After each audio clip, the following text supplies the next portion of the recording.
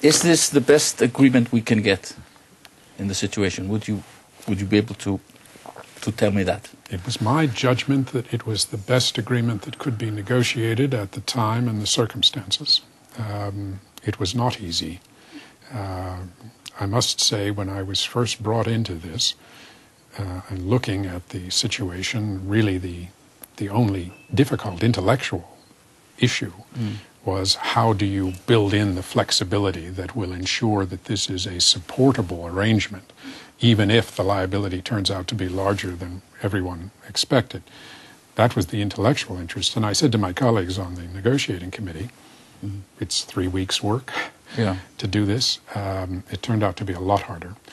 The British and the Dutch, quite understandably, came to the table saying that they had a signed agreement approved by Parliament that provided for a repayment over 15 years and an interest rate of 5.55%. So they fought, as you might expect they would, a fierce rearguard action to protect as much of that agreement as they could, not just the financial terms, but the legal terms as well.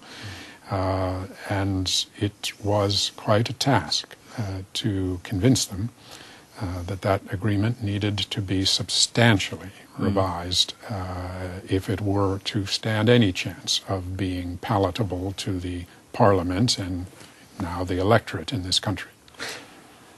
Could we go down that road again if there's a no? Could we have another round of negotiation? I don't think the British and Dutch would do that again for a couple of reasons. First, the interest rate was more than cut in half in this negotiation. The repayment period stretched out by 3 times. I don't think they would come back to a negotiating table and do it again. Moreover, you see, the strongest argument that we had, or a strong argument that we had in the negotiation on the interest rate, was this notion of no cross-subsidy among taxpayers. So Iceland's taxpayers should not be subsidizing British and Dutch. If you cut the interest rates much more from where they are in this agreement, of course that argument is turned against us, because then it is their taxpayers subsidizing ours. And in a world in which, at least in the UK, the new administration has been forced to impose a pretty savage austerity program on that economy. They're closing hospitals, closing schools, firing policemen.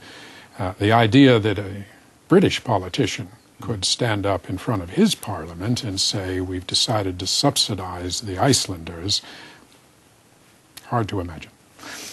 But people wonder about many things in Iceland. One of them is why, well, if the bank has enough assets to pay most of the sum, why don't they just take over the bank? It's a frequently asked question. Yes, no. And, of course, at one point that was talked about. Just here, take the bank, take the assets of the bank. The British and the Dutch took the position that this was an obligation of the Icelandic state. And while everyone expects and hopes that the assets of the bank will repay at least the principal of this debt, their view was that the risk that there could be any residual deficiency was one that the Icelandic state should stand behind.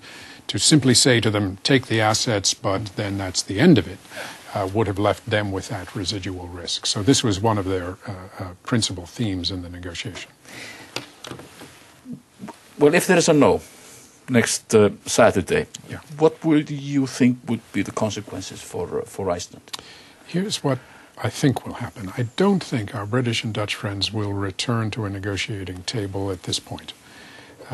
There is already underway a judicial process. The EFTA authority has looked at this situation and issued a kind of preliminary assessment of it, concluding that, yes, indeed, Iceland failed in its responsibilities with respect to its deposit insurance framework, and therefore the Icelandic state stands behind this liability.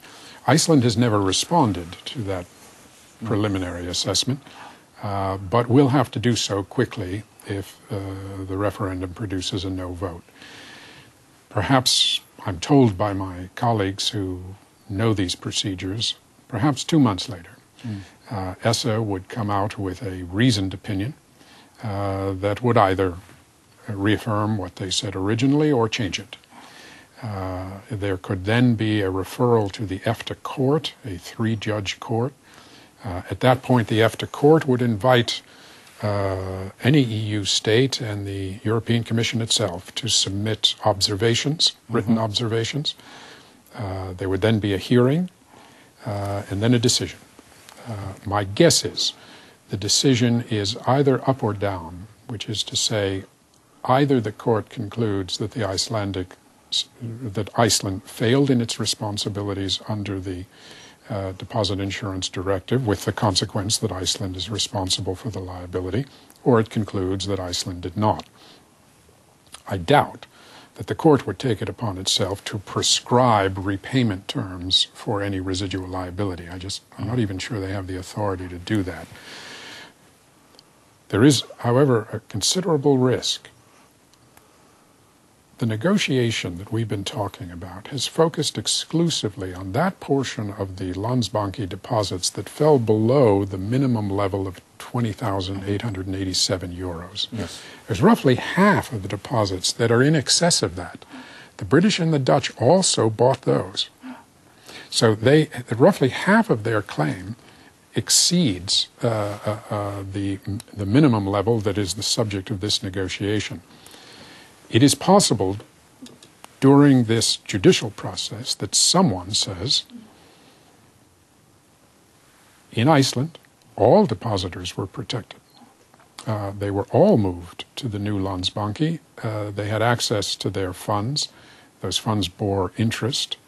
Therefore, under the principle of non-discrimination among the treatment of depositors, which is also a principle of the European Directive, someone may argue, in my view, someone probably will argue, that there has been a breach of the directive in respect of those excess deposits. And were the EFTA court to find that indeed there had been, then we've effectively doubled this liability. We've effectively doubled it. It goes from, speaking in US dollar terms, from about 5.5 billion US to about 11 billion US. So that risk is inherent, I think, in moving down the path of the EFTA litigation. But many people in Iceland think that we really are not obliged, we shouldn't have to pay anything. Yes. No. Don't you think that would be we could make a strong case before a court? You certainly can make a strong case. You have strong arguments. We should all understand the preliminary assessment of ESSA was against those arguments. Now, you've not had a chance to present them in a formal way. Yeah. I'm not saying you don't have strong arguments. I am saying that in any litigation there is risk. And let us not kid ourselves. This is not just a question of the black letter of the law, such as it was. There is a political dimension here as well.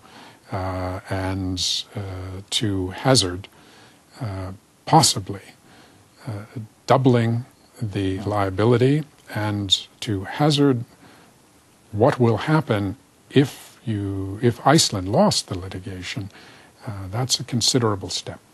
Because just to follow it through, suppose you did lose either for the 20,887 deposits or the whole thing. It's fanciful to believe